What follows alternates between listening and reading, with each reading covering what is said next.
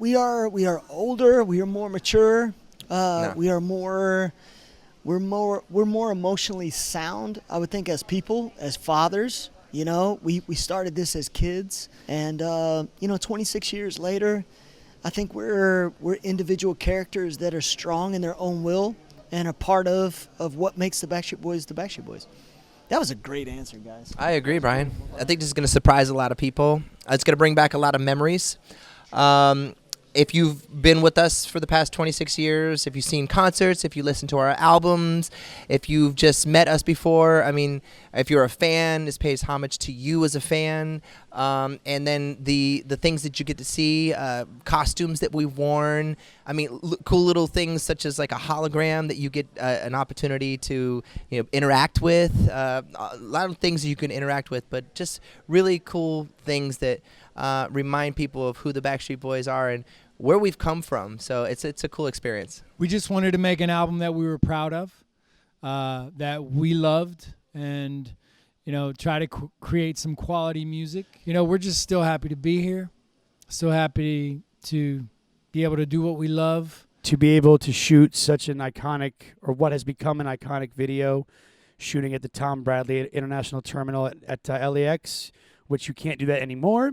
To actually have groups like Blink-182 kind of poke fun at it, which means obviously it was cool, because if you're making fun of it, that means it's obviously cool. It's one of those songs that's become timeless, even though it makes absolutely no sense, but that's fine. It doesn't have to. It can be interpreted differently by everyone. We are going to be definitely celebrating it to commemorate the 20-year anniversary of I Want It That Way. I think that era for us was, Millennium is probably to this day one of our biggest albums we've ever had.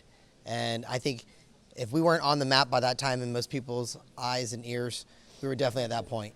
That did it. That solidified us. That put the stamp on the seal of approval, hopefully, with success and fame for us.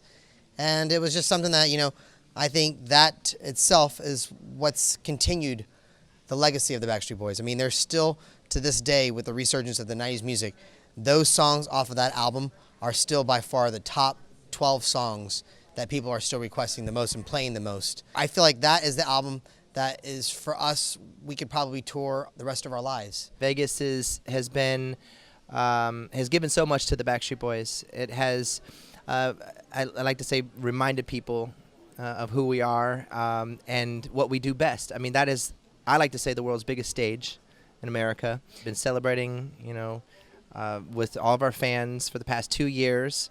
We got 9 more shows, and we're going to put the lid on it, and we're going to head out on the road for our world tour. So we're excited. We thank Vegas for giving us everything. We thank Vegas. True. We actually had an opportunity to team up with the Boys and Girls Club, so we were able to donate $1 from every ticket sold for the past 2 years. So we're actually going to be presenting a super large check back to the Boys and Girls Club.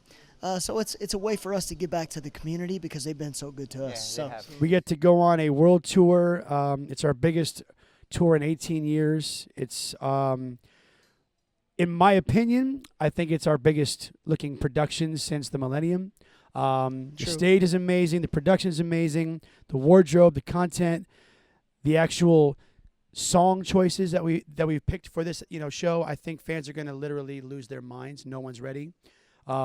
Hopefully we're ready, but it's going to be an amazing summer. Backstreet's back again. What's up, y'all? This is B.O.B. This is G-Eazy. I'm Mo. This is Julia Michaels. This is Logic. Make sure you subscribe to the Recording Academy channel. Flex.